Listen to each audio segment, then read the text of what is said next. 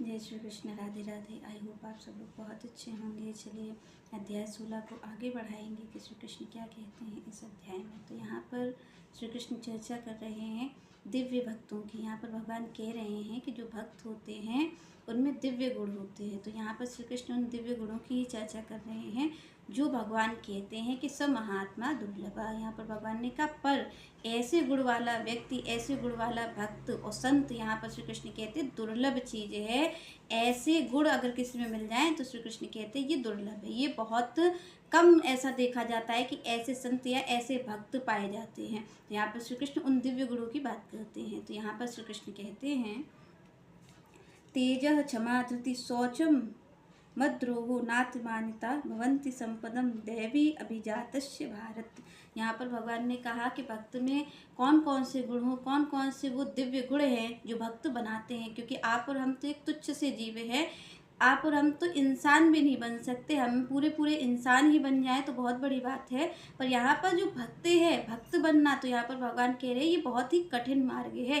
क्योंकि भक्त में ये सारे गुण होते हैं और आप और हम देखेंगे तो हमारे अंदर एक भी गुण ऐसा नहीं है जो आप और हम भक्त कहलाएं। क्योंकि आज आप देखिए कि जो जिस चीज़ के लिए, जिस भक्तों संत की भगवान यहाँ बात करते हैं कि सब महात्मा दुर्लभा, ऐसा भक्त मिलना, ऐसा संत मिलना श्री कृष्ण कह रहे हैं कि दुर्लभ है। वो आजकल हम किसी को भी भक्त सिद्ध कर देते हैं। हम कहने लग जाते हैं भाई ये तो बहुत बड़े भक्त हैं और ये बहुत बड़े संत हैं, जो कि भगवान ने भी कहा कि ये तो दुर्लभ वस्तु है। ये दिव्य गुण जिसमें होंगे वही भक्त होगा, जो दिव्य गुण जिसमें है वही संत है। तो यहाँ पर श्री कृष्ण कहते हैं कि भाई और आप और हमने क्या किया कि जो दुर्लभ था उसे आज हमने बिल्कुल सरल बना दिया। किसी को भी हम भक्त कहने लग जाते हैं। कोई भी रोली चंदन लगाए हुए है तो हम उसे भक्त कह देते हैं, हम संत कह देते हैं। तो यहाँ पर भगवान ने कहा कि आप कोई वेशभूषा देख करके, कोई ऊपर का देख करके वेश आप ये मत कहने लग जाइएगा कि भाई ये भक्त है बहुत बड़ा या ये सिद्ध संत है बहुत बड़ा। श्री कृष्ण ने कहा जिसके अंदर ये दिव्य गुण पाए जाते हैं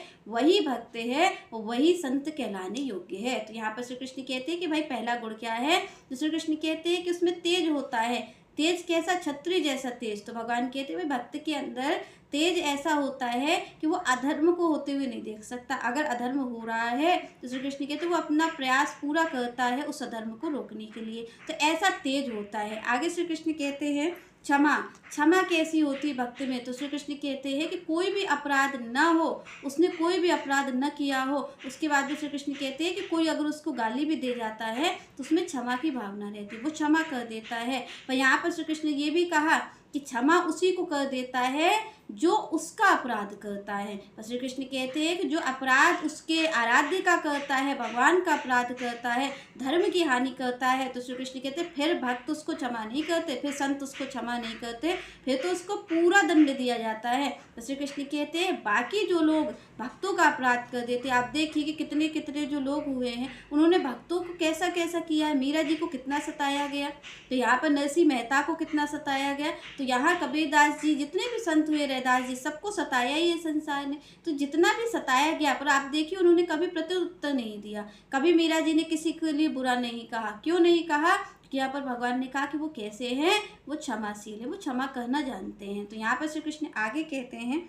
धृति। भगवान ने कहा धैर्य होना चाहिए। पहली चीज तेज होना चाहिए, क्या धर्म को रोक सके।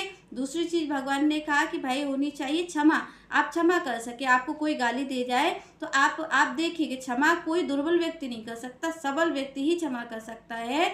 जो सहन कर सकता है गाली को वही क्षमा कर सकता है। नहीं, आप देखिए कि आप किसी को अगर कटु शब्द कहते हैं तो आप देखेंगे लौट करके 4 कटु शब्द वो आपको कह देगा। तो ये किस व्यक्ति की पहचान है? ये दुर्बल की पहचान है। और जो सबल है, जो भगवान का भक्त है, वो कभी भी प्रत्युत्तर इस चीज़ का नहीं देता। जो कुछ भी कह देता है उसको भक्त संतजन सह जाते हैं पर वो कोई प्रत्युत्तर नहीं देते। आगे भगवान कहते हैं कि धृति, धैर्य होना चाहिए। तीसरी चीज़ धैर्य। तो यहाँ पर भगवान ने कहा भाई ये धैर्य का मार्ग है, अगर उनको पाना है तो श्री कृष्ण कहते हैं कि भाई धैर्य तो रखना ही पड़ेगा, क्योंकि आप देखिए आप और हम भजन करने के लिए बैठते हैं तो थोड़ी देर मन लग जाता है, थोड़ी देर मन आप देखेंगे कि फिर तो कई समय तक नहीं लगता है, कई दिनों तक नहीं लगता है मन, फिर लग जाता है। तो इस जगह आप और हम घबरा जाते हैं कि पता नहीं हमसे भजन होगा भी कि नहीं होगा, हम कुछ कर भी पाएंगे कि नहीं कर पाएंगे। तो यहाँ पर श्री कृष्ण कहते हैं कि आपको घबराना नहीं है। यहाँ पर भगवान ने भी कहा कि ये मार्ग बहुत कठिन है पर असंभव नहीं है।